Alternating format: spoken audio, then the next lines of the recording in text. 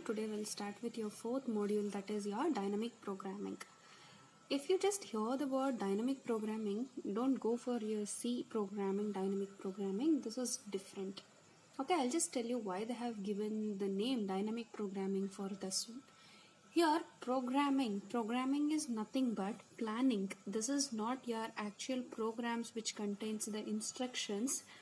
Your programming is nothing but planning.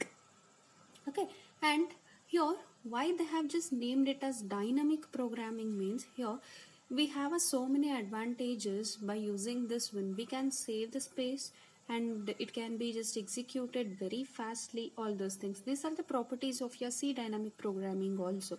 So for that purpose only they have just given the name dynamic programming. But program is not your set of instructions, it is just a planning, means it is a planning of how to do the program or how to just do the algorithm for a given problem, that is construction of the algorithm for a given problem. Now let me take the definition for this dynamic programming. What do you mean by dynamic programming? What is the definition of this dynamic programming? Actually, this dynamic programming is a technique for solving problems with overlapping subproblems. What it is? It is a technique for solving problems with overlapping subproblems. You know what you mean by a subproblem, is it not? For example, if I have a problem, that problem instance, if I divide into further then those problems are called as subproblems. For example, I have, this is the problem instance. This problem instance is divided into further 3 steps. These are subproblems. This is the original problem. What do you mean by overlapping subproblems? See, for example, on dividing, if I get same subproblem, okay, if I get same subproblem, there is no rules that you have to get different subproblems on dividing the problem, is it not? For example, if I divide some array and we don't have, see, for example, I'll take the divide and conquer technique only. I will be having the arrays 10, 20 and 10, 20. According to that, I'll just divide this array, is it not? So this is one subproblem and this is one subproblem. There is no rules that 2 subproblems should be different. 2 subproblem can be same, is it not? If 2 subproblems are same, then that is called as overlapping subproblems. In order to solve these problems, we use this dynamic programming technique. I'll just tell you how this dynamic programming technique is used on this overlapping subproblems. Okay, and usually these overlapping subproblems arise from the recurrence relations for some problem. If you have a recurrence relation in each and every step, we will be having some subproblems, is it not? Is it not? Yes. In there also, if you get same subproblems, then yes, rather than solving the subproblems again and again, in dynamic programming, what we'll do is, if we solve one subproblem, this content will be stored inside the table. If the same subproblem arises in future, then no need to solve that subproblem. You can just directly refer that table for the value of the subproblem and directly you can just have a solution. Means directly you can just get the solution for the original problem. Are you getting? Yes, I'll just divide one problem into different subproblems. Okay, if you have same subproblem, see, for example, I have one more. I'll take 1, 2, 3, 4, then 10, 20, 10, 20 I have. Okay, this 1 and 2, for this is one subproblem. I'll just find out the solution for this and I'll just save it in the table. Next, 3 and 4. I'll check whether it is same as this one. No, I'll just find out the solution for this one. I'll store it in table. 10 and 20. Again, this is different. I'll just take the solution and store the value, that is answer, in table. Next, I'll go for this one. If you check with all the previous things, this is same as the previous one. No need to solve this again because already the value for this 10 and 20 is stored in the table. Directly you can just go to the table and take the value for this one. And straight away you can just write all these to get the solution for the original problem. That is the main advantage of using dynamic programming technique. So only we use this dynamic programming technique for solving the overlapping subproblems by storing the values of the same subproblems in the table. It will just reduce the repeated execution of the same problems, and it will just increase the time complexity, is it not? Means it will just increase the time, means it will just reduce the time which is taken to execute this complete problem, is it not? That is the main advantage of dynamic programming. What is the advantage? What are the advantages of dynamic programming? You can say it is time consuming, because instead of executing twice, we have to execute it only once, and we can just refer it in a table, is it not?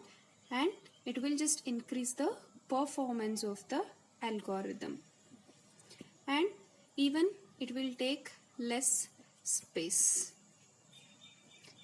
consumption. Okay, these are the advantages of your dynamic programming.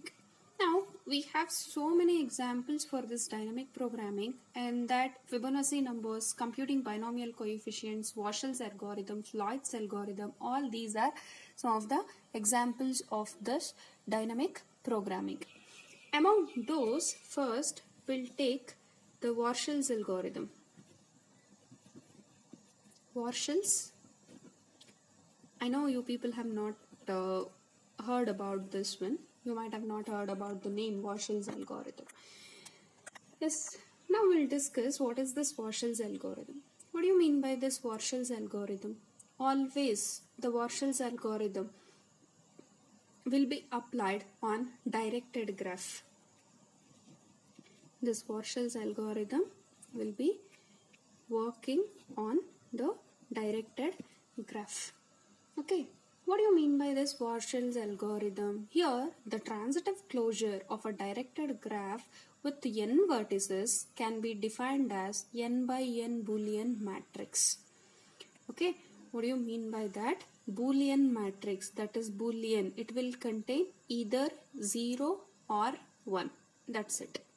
Here, what you'll find out is you have to just find out the path from one vertex to all the other vertex, but here we are not just dealing with any of the weights, just with 1 and 0. If path exists, then you have to just write it as 1. If path does not exist, then you have to just write it as 0. Okay, see how means, before going for the definition, I'll just tell you, this is A. I have just told you it should be a directed graph from A to B, B to C, then it is D, then D to A, B to D. This is a graph. Okay. If I write the adjacency matrix for this one, how you will write the adjacency matrix? I have just told you this Warshall's is a directed graph with n vertices, can be defined as n by n Boolean matrix.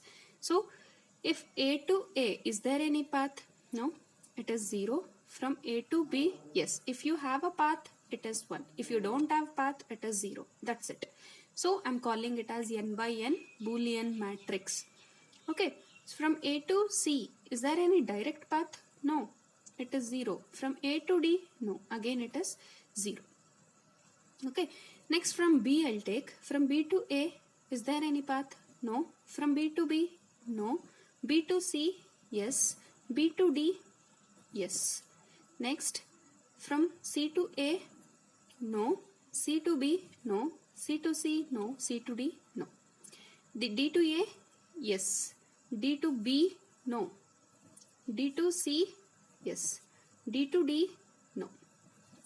This is the first initial step I have to write. This is the n cross n Boolean matrix. Yes. Here, what you have to find out with this matrix is, here I have not taken any of the intermediate vertices. Just I have taken the direct path from A to B, A to C, A to D. In Warshall's algorithm, what you have to do is, from one vertex, you have to find out whether it is having any path to other vertices. For example, if I take A, is it not? All the vertices you have to take. I'm not telling you have to take the source vertex in this way as before. Okay, all the vertices from A. Is there any path from A to B? Yes. To C, in the next step it is yes, because you can take B as an intermediate vertex and you can have a path to C. See, from A to B, B to C. A is reachable to C. Is it not? Then A to D, A to B, B to D. This is also reachable. Is it not? From A to A, this is A to B, B to D, D to A. Now I am taking two intermediate vertices. Yes, likewise, stepwise. In the first step, we are not taking any intermediate vertex. In step 2, yes, in step 1, no intermediate vertex. In step 2, one intermediate vertex. In step 3, two intermediate vertex. In step 4, three intermediate vertex. Likewise, we have to take and we have to find out is there any path from one vertex to other vertex. Now, A is done. We'll go for B. From B to A, is there any path? Yes. B to D, D to A. From B to B, yes. B to D, D to A, A to B. B to C, yes, direct path. B to D, yes. B is done. I'll go for C. From C, there are no outgoing edges. So from C to A, no. C to B, no. C to D, no. C to C, no. From D, D to A, yes. D to B, yes. Through A. D to A, A to B. D to C, one direct path is also there, and from D to A to B, A to C, B to C is also there.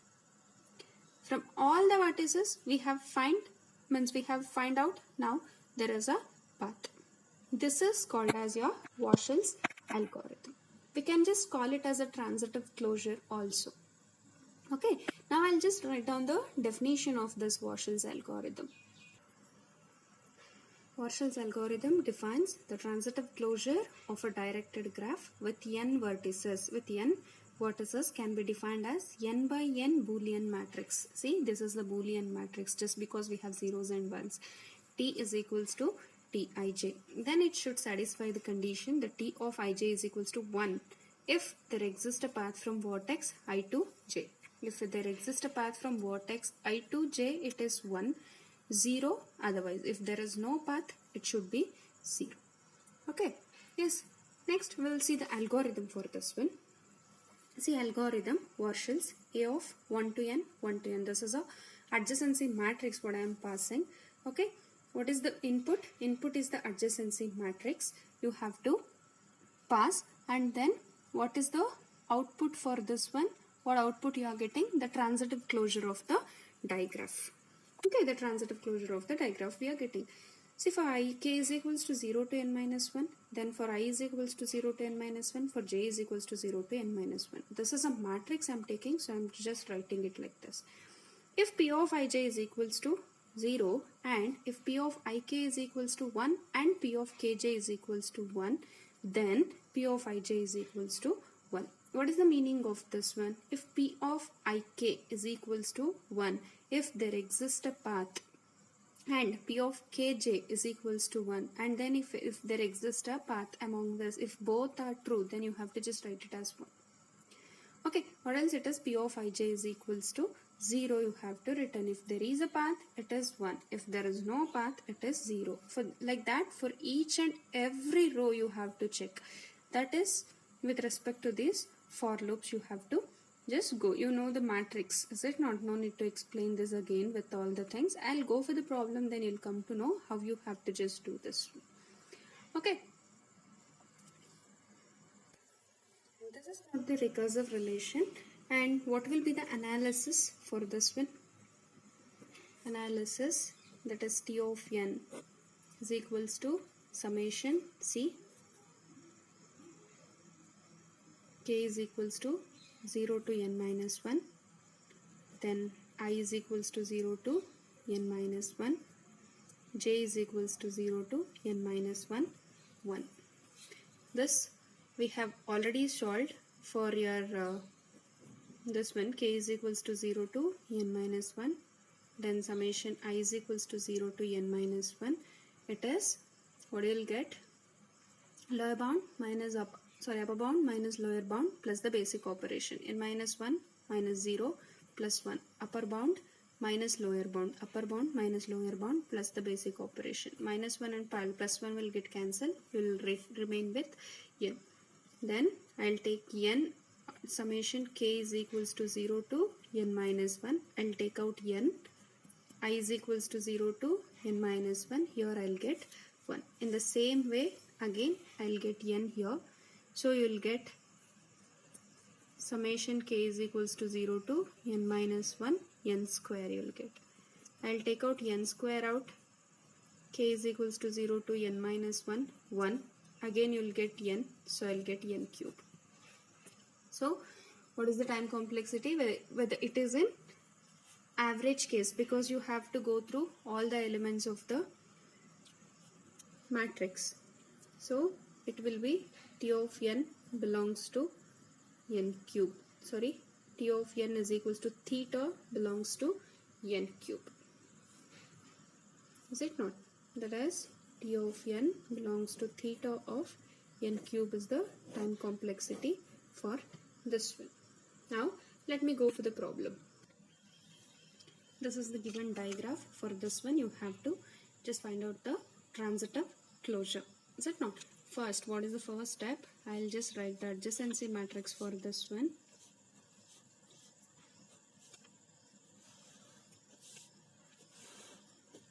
See, from A to A it is 0, A to B it is 1, A to C it is 0, A to D again it is 0. Yes, then B to A it is 0, B to B 0, B to C 0, B to D it is 1. Then from C there is no outgoing edge. C to A, C to B, C to C, C to D is 0. From D to A it is 1, D to B no edge, D to C it is 1, D to D it is 0. Okay. Now what you have to do is, first you have to just do with 0 intermediate vertices. So I'll just take it as R of 0. You should not consider any of the intermediate vertices. Direct path you have to just find out A, B, C, D. I'll just take this one 1, 1, 0, 0, 0, 1, 0, 0, 0, 0, 1, 0, 1, 0. This is your R of 0. Yes, from this first you have to take the first row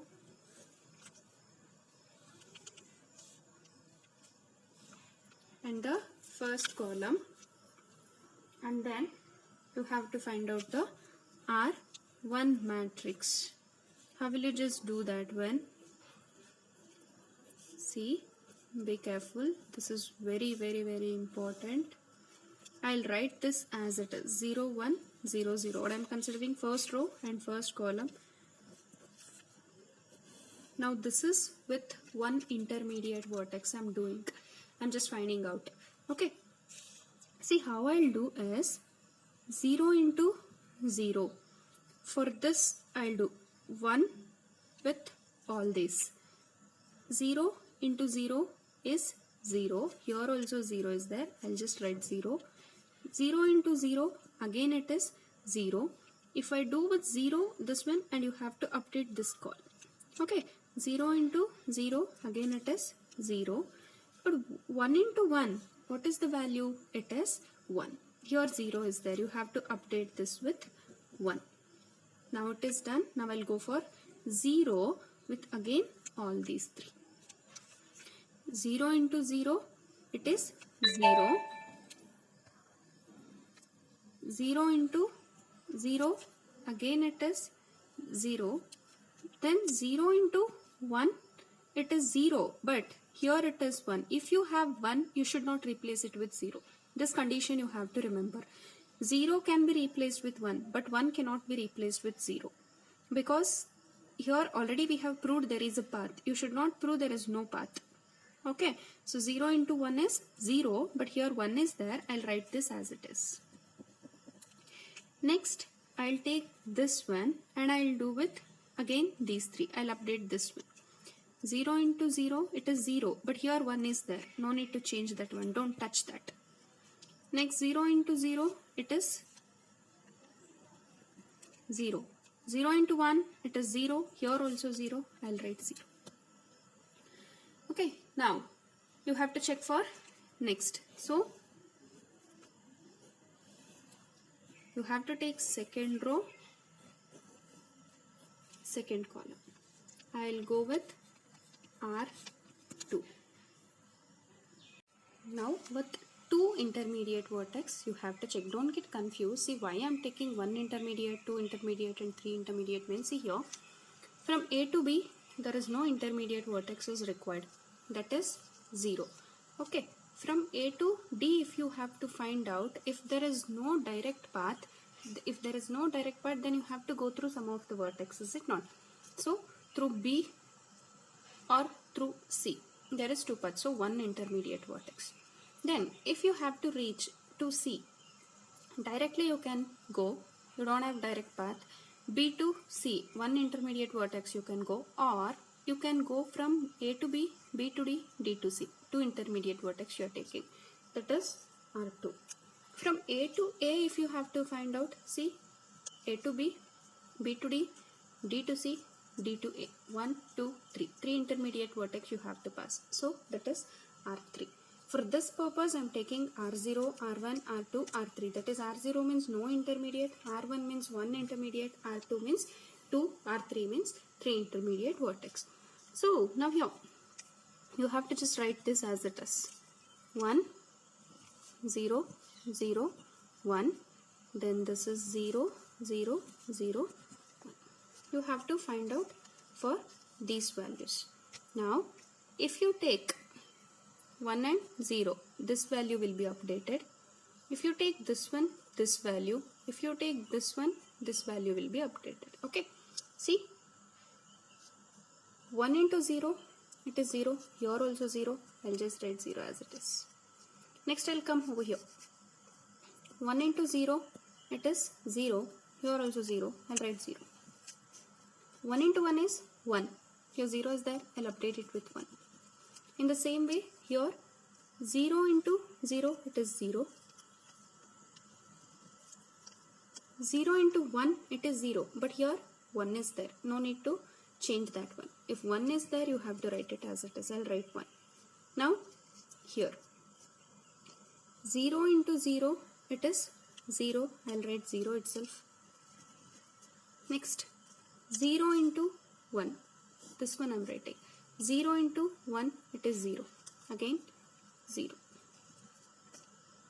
1 into 0, it is 0. But here, 1 is there. I'll write it as it is. 1 into 1, it is 1. Here 0 is there. I'll update it with 1. Now, we have done with the second. Now, you have to take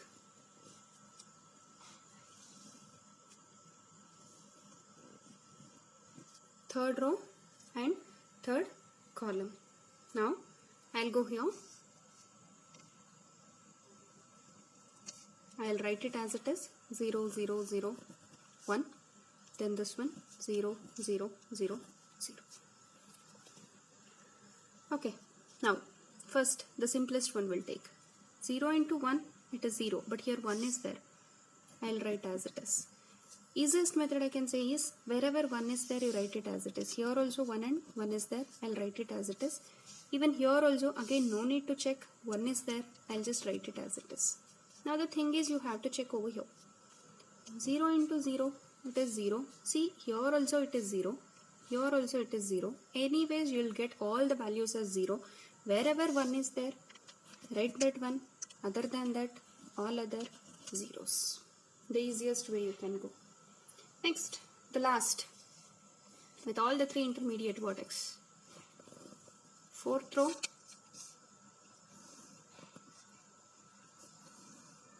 fourth column.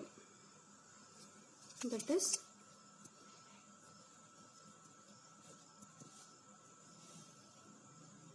don't think R4 is the 4 intermediate vertex. This is the last 3 intermediate vertex. I'm like just taking the transitive closure. That's it.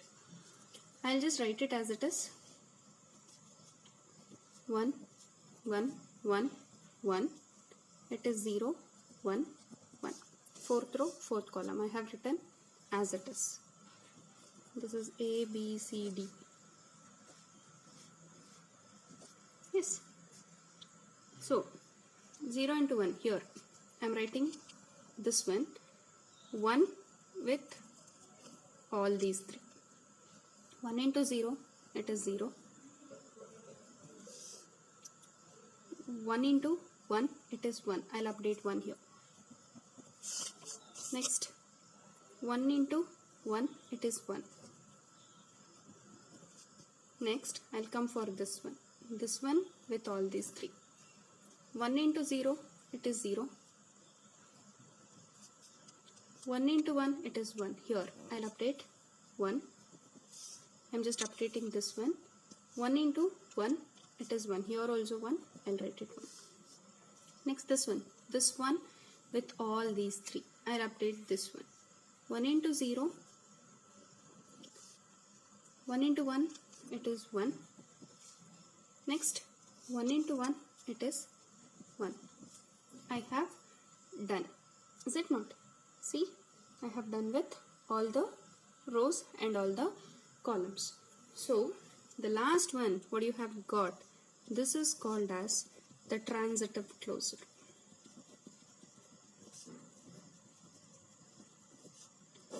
This is the transitive closure. Now I will tell you how I am just doing this Warshall's algorithm. See, from A to A, is there any path? Yes, 1. So, check from A to B, B to D, D to A. There is a path. How many intermediate vertex you are taking? 2 intermediate vertex you are taking. Is it not? Yes. So then, from A to B. Yes. From A to C, A to D is also there. From A to D through B I'll come. A to C, B, D, then C. Is it done? Next I'll go with B. B to B, is there any path? Yes. B to D, D to A, A to B. See, B to B. Sorry, B to A, B to B, B to C, B to D. For all paths are there. I'll show you. B to A, D, B to D, D to A. Yes, B to B. This is the path. D, B to C, D and then C. B to D, direct path is there. It is done. Next go with C. Yes. For C, there is no path. It is 0. See here. From C, there is no outgoing edge. No paths. From D, again to all, we have a path. D to A, direct path is there. D to B, through A it is there. D to C, direct path is there. D to D, A, B, B to D is there. So, this is the transitive closure. So, I have just find out a path from all vertex to all other vertices. All vertex to all other vertices. This is all pair path. Okay. This is not single source. We have taken all the vertices and we have just find out the path for all other vertices. This is your Warshall's algorithm. And the matrix what we'll get from your Warshall's algorithm is called as transitive closure. Okay. In the next video, I'll go with Floyd's algorithm. This is same as Warshall's, but instead of Boolean matrix, we'll be having a weighted matrix over there. We have to take the weighted directed graph in Floyd's algorithm. That is the difference. But the technique what we have followed here, this is the same thing we have to just follow over there. Okay. This is Warshall's algorithm. Thank you.